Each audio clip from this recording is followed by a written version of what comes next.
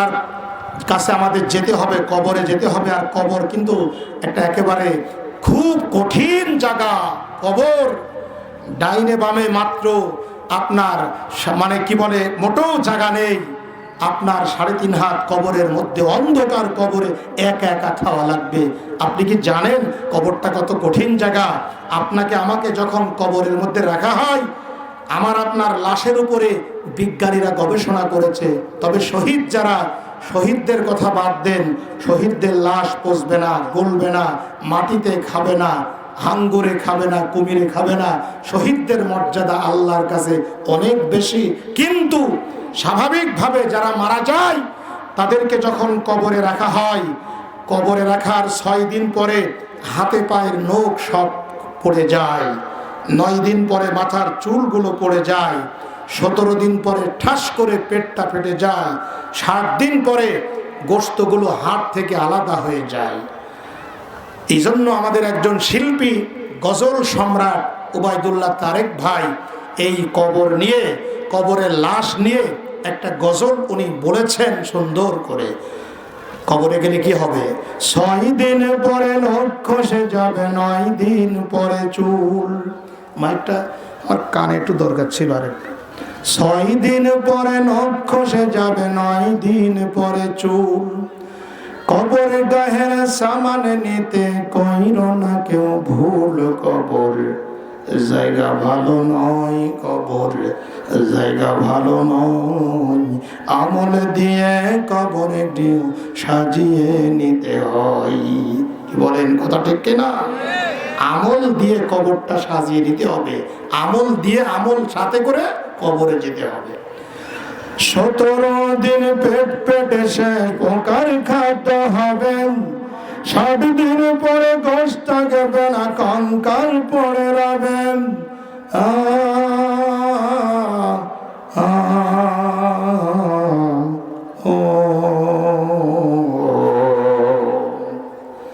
17 দিন পেট পেটে সে পোকার খাদ্য হবে, 60 দিন পরে গোশত থাকবে না, কঙ্কাল পড়ে রবেন।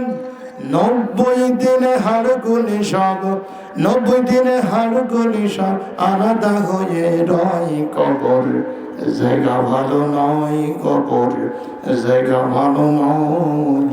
আমল দিয়ে কবর সাজিয়ে নিতে হয়। কবর জায়গা ভালো নয়। বলেন, কবর জায়গা ভালো নয়, কবর জায়গা ভালো নয়। আমল দিয়ে কবর দিও সাজিয়ে নিতে হয়।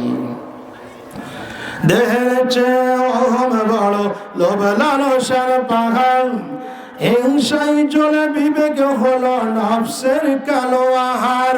একটু জোরে তাকবীরের আওয়াজ দেবেন, নারায়ে তাকবীর। আর জোরে নারায়ে তাকবীর। দেহের চেয়ে অহম বড়, লোভ লালসার পাহাড়, হিংসাই চলে বিবেক হলো নফসের কালো আহার। হামান কারণ সবারই এই, হামান কারণ সবারই এই পরিণতি পরিচয়। কবর জায়গা ভালো নয়, কবর জায়গা ভালো নয়। আমল দিয়ে কবর সাজিয়ে নিতে হয়। কবর জায়গা ভালো নয়, আমল দিয়ে কবর সাজিয়ে নিতে হয়। লিল্লাহি তাকবীর। সম্মানিত ভাইরা, আল্লাহর নবী এসে বললেন তোমরা আল্লাহর ইবাদত করবা আর তাগুতকে বর্জন করবা।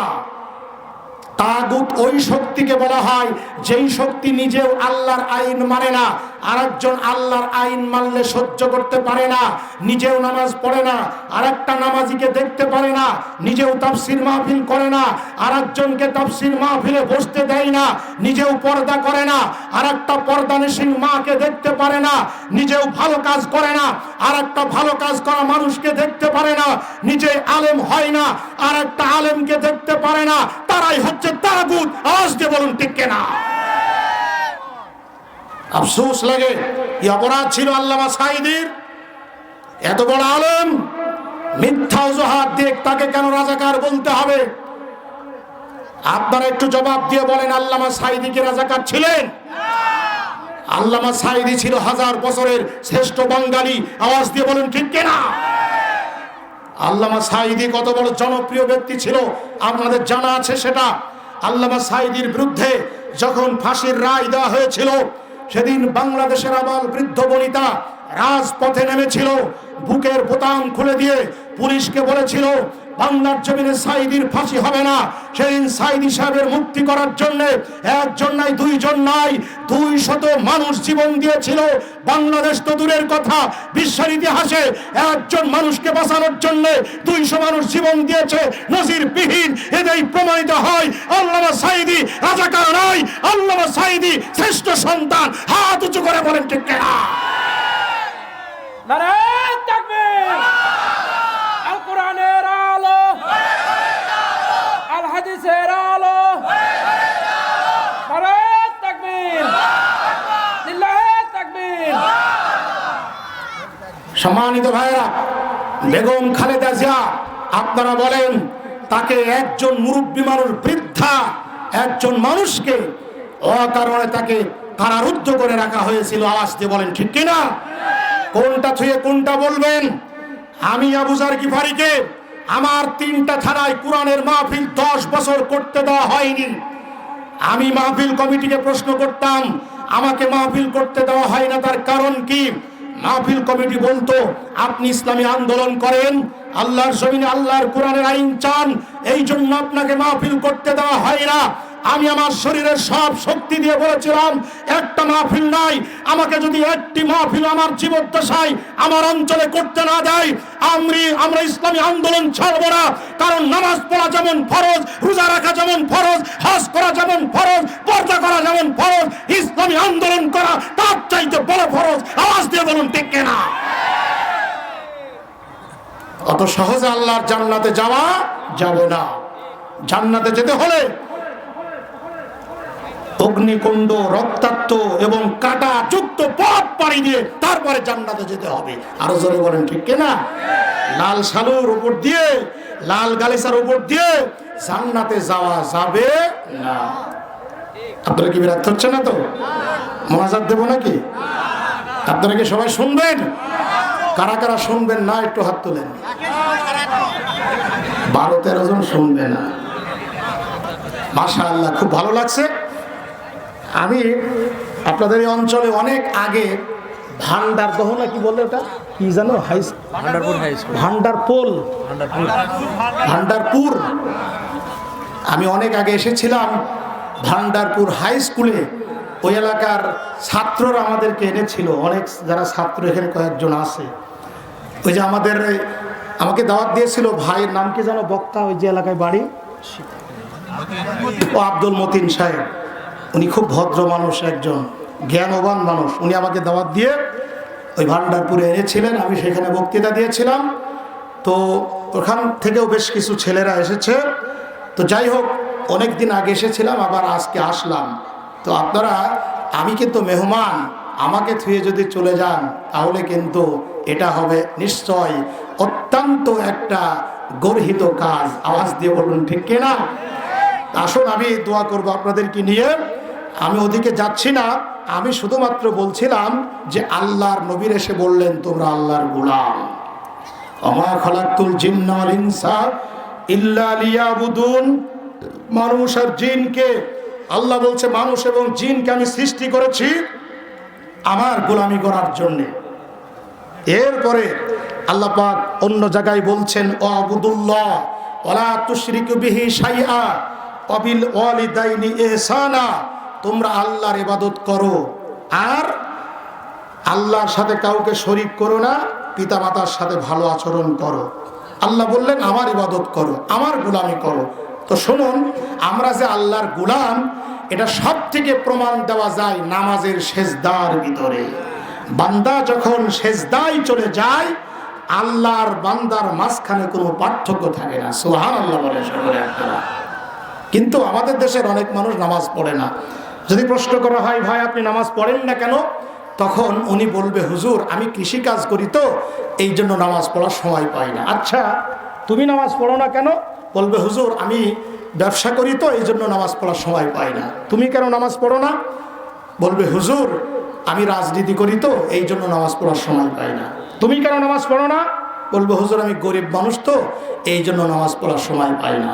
অথচ মানুষ, আপনারা শুনুন, যুবকেরা শোনো, মা বোনরা শোনেন, আল্লাহর নবীর সাহাবীরা গরিব হওয়া সত্ত্বেও, ব্যবসা করা সত্ত্বেও, কৃষিকাজ করা সত্ত্বেও, তারা বিভিন্ন কাজকর্ম করা সত্ত্বেও অজুহাত দিয়ে কখনো নবীর সাহাবীরা নামাজ কাজা করেন নাই। আরেকবার জোরে বলুন ঠিক কিনা?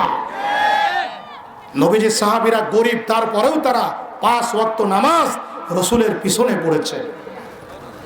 তো আমার তরুণ ভাইরা, তোমরা শোনো, যুবকেরা, পর্দার আড়ালের মা বোনেরা একটু কান খাড়া করে শোনেন।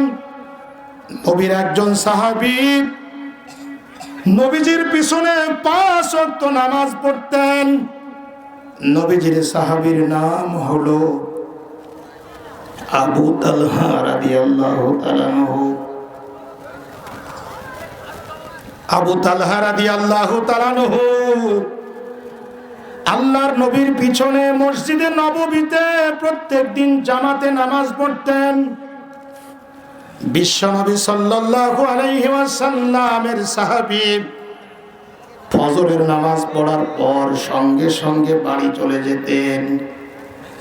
আল্লাহর নবী, বিশ্বনবীর অন্যান্য সাহাবীরা নবীজির মুখ থেকে ওয়াজ শুনতেন, নসিহত শুনতেন, বয়ান শুনতেন, কিন্তু বিশ্ব নবীর সাহাবী আবু তালহা রাদিয়াল্লাহু তাআলা আনহু ফজরের নামাজ পড়ার সাথে সাথে সঙ্গে সঙ্গে বাড়ি চলে যেতেন।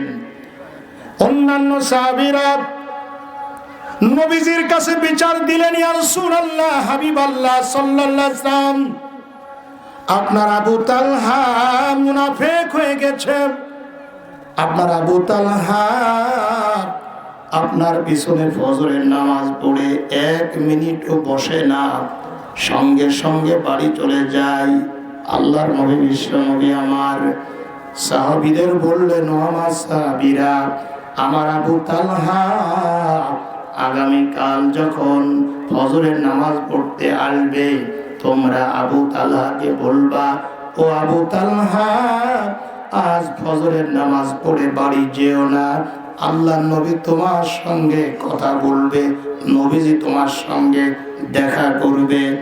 নবীজির প্রিয় সাহাবী পরের দিন মসজিদে নববীতে ফজরের নামাজ পড়তে গেলেন।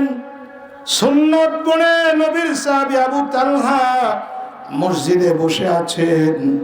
এমন সময় কয়েকজন সাহাবী গিয়ে বললেন, ও আবু তালহা, আজ তুমি ফজরের নামাজ পড়ে বাড়ি যেও না, আল্লাহর নবী তোমার সঙ্গে কথা বলবেন। হযরত আবু তালহা রাদিয়াল্লাহু তাআলা আনহু সেদিন নবীজির পিছনে ফজরের নামাজ পড়ে আর বাড়ি গেলেন না, নবীজির সামনে বসে গেলেন।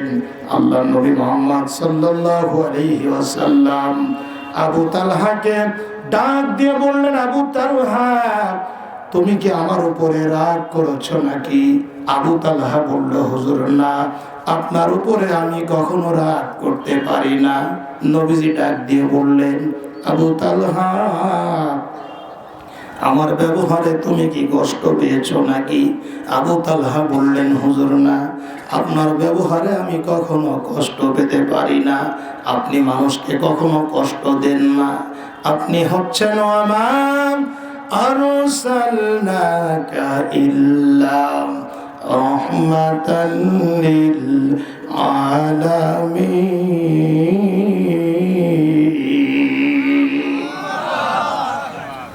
নবী গো, আপনি জগৎবাসীর জন্য রহমত।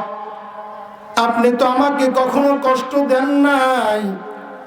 আল্লাহর নবী এবার আবু তালহাকে ডাক দিয়ে বললেন, আবু তালহা, তাহলে জবাব দাও, ফজরের নামাজ পড়ার পর আমার সব সাহাবীরা বসে আমার ওয়াজ শোনেন, আমার নসিহত শোনেন, কিন্তু তুমি আবু তালহা আমার পিছনে ফজরের নামাজ পড়ে সঙ্গে সঙ্গে কেন বাড়ি চলে যাও?